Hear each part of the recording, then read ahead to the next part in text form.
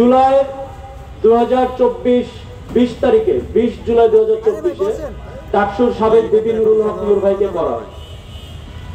তখন আপনারা জানেন বাংলাদেশে কারফিউ চলছে, বিজিবি গুলি করতেছে, যেখানে এখন বর্তমানে অনেক জায়গায় প্রকাশ করা হয় যে আর্মি বা বিজিবি জনগণের উপর গুলি চালায়নি, কিন্তু সেই ভিডিও এখনো কিন্তু মিডিয়ায় ঘুরে বেড়াচ্ছে, ফেসবুক, টুইটার, হোয়াটসঅ্যাপে, বিভিন্ন গ্রুপে বিজিবি কিভাবে গুলি চালিয়েছে।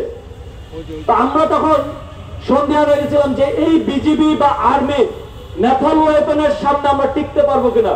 তারই প্রেক্ষিতে নূর ভাইকে বলছিলাম, ভাই এতদিন তো পুলিশ আমাদেরকে মারতো, এখন আর্মি গুলি চালাইলে আমরা কি করব?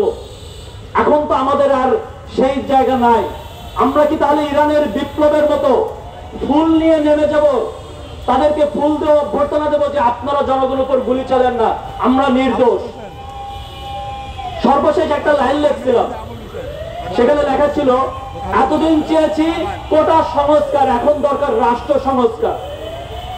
রাষ্ট্র সংস্কারের দাবিতেই কিন্তু 18 তারিখের পরবর্তীতে আন্দোলন হয়েছিল। এর আগে পর্যন্ত জুলাই 2024 18 জুলাইয়ের আগে থেকে কিন্তু কোটা সংস্কারই ছিল, কিন্তু 18 তারিখের পরের থেকে যখন গুলি করা শুরু হলো, আবু সাইদকে হত্যা করা হলো 16 তারিখে, তারপরে শুরু হয়েছে রাষ্ট্র সংস্কারের আন্দোলন। তো সেই রাষ্ট্র সংস্কারে আমরা অভ্যুত্থান ঘটিয়ে ফেলছি। ছাত্র জনতা কিন্তু তাদের কথা রেখেছে, তারা তাদের জীবন বাজি রেখে আন্দোলন করে দেশে একটি গণঅভ্যুত্থান করেছে। যাদেরকে আমরা ভরসা করেছিলাম, যেই ছাত্র উপদেষ্টাদেরকে আমরা বসিয়েছিলাম, যেই ব্যক্তিদেরকে বাংলাদেশে আমরা ভরসা করেছিলাম, তারা কি সেই ভরসার জায়গা ছাত্র জনতা রাখতে পেরেছে?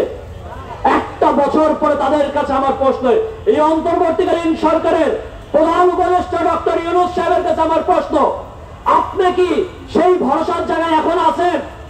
জনগণের কাছে আপনি প্রশ্ন করেন সরাসরি যে আপনি কি সেই ভরসার জায়গায় আছেন কিনা। বিপ্লবের মহানায়ক যাকে বলা হয়, যার উপর স্টিম রোলার চালানো হয়েছে, ডিবির হেফাজতে রেখে তাকে বারবার নির্যাতন করা হয়েছে, যে কোর্টে তাকে উঠানো হয়েছে, সে হাঁটতে পারতেছে না, বারবার ঘোড়া পড়ে যাচ্ছে, সেই ব্যক্তিটা বলেছিল মনে সাহস নেই যে 90% বদল হয়ে গেছে, আর মাত্র 10% আপনারা ধাক্কা দেন। জনগণ কথা রেখেছিল, ধাক্কা দিয়েছে।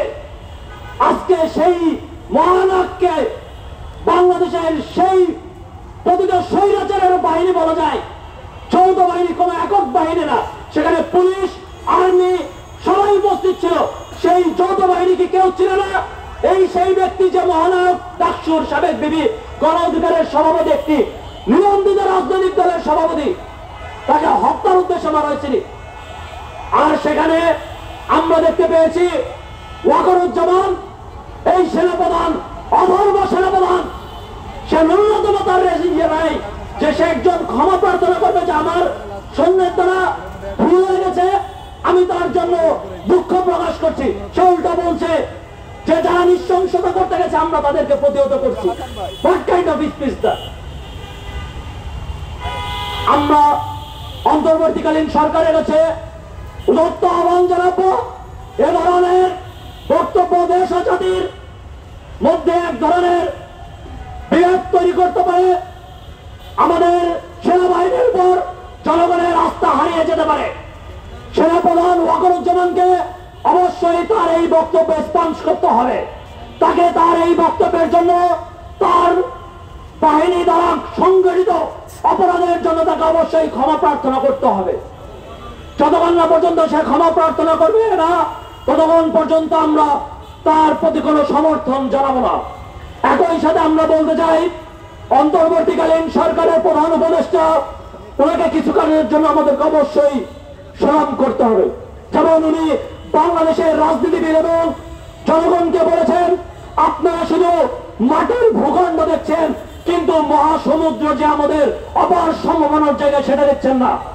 আমরা দেখতে পেয়েছি প্রতিটা স্বৈরাচার আমাদের রাষ্ট্রের ভিতরে একটি চিকেন নেক, যেটা আমাদের পার্বত্য অঞ্চল চট্টগ্রামকে এক জায়গায় করে সেই মিরসরাইকে দখল করে রেখেছে। আদানি গ্রুপকে, এই মোদির যে সবচেয়ে ঘনিষ্ঠ বন্ধু ভারতের, সেই আদানিকে 90 একর জমি অবৈধভাবে বাংলাদেশের ভূখণ্ডের ভিতরে দেওয়া আছে, যেখানে তারা একটি পার্সোনাল পোর্ট করে সেখানে অস্ত্র যদি চালান করে বাংলাদেশের কারো ধরার ক্ষমতা নাই। এ ধরনের অসম চুক্তি অতিলম্বে বিলম্বিত সেই অসম চুক্তি পুনর্বিবেচনা করে বাতিল করতে হবে এবং সেই 90 একর জমি বাংলাদেশের জমি বাংলাদেশের জনগণকে ফিরিয়ে দিতে হবে এই অন্তর্বর্তীকালীন সরকারকে। 900 একর জমি আমরা এই দাবি রেখে এবং অন্তর্বর্তীকালীন সরকারের যে আমাদের ছাত্র উপদেষ্টা রয়েছে আওয়ামী লীগ এই স্বৈরাচারী সরকারের ছাত্র সংগঠন ছাত্রলীগ যাকে নিষিদ্ধ করেছে, আমরা দেখছি দিনে দুপুরে তারা বারবার মিছিল করছে, কিন্তু এই অন্তর্বর্তীকালীন সরকারের প্রশাসন তাদের উপরে কোন ধরনের কার্যকরী ভূমিকা নিতে পারছে না। আপনারা দেখুন 14 দলীয় জোটের যে সবচেয়ে বড় স্বৈরাচারকে স্বৈরাচারী বানিয়েছে জাতীয় পার্টি, তার মহাসচিব কাদের 24 সালে ভোটের আগে এসে কি বলছিল যে ভারতের কথা ছাড়া সে কিছু বলতে পারবে না। তার স্পষ্ট যে সে ভারতের এজেন্ট হিসেবে বাংলাদেশের একটি রাজনৈতিক দল চালাচ্ছে। সেই ভারতের এজেন্ট আমরা শুধু রয়্যাল এজেন্ট খুঁজি, কিন্তু রাজনৈতিক দল যে একটি পুরো দল ভারতের এজেন্সি হয়ে কাজ করছে সেই দলকে এখনো পর্যন্ত নিষিদ্ধ করা হচ্ছে না। যারা নিষিদ্ধ করছে না ভেড়ে দিচ্ছে, মনে করতে হবে তারাও এই ভারতের এজেন্টটা বাস্তবায়ন করছে।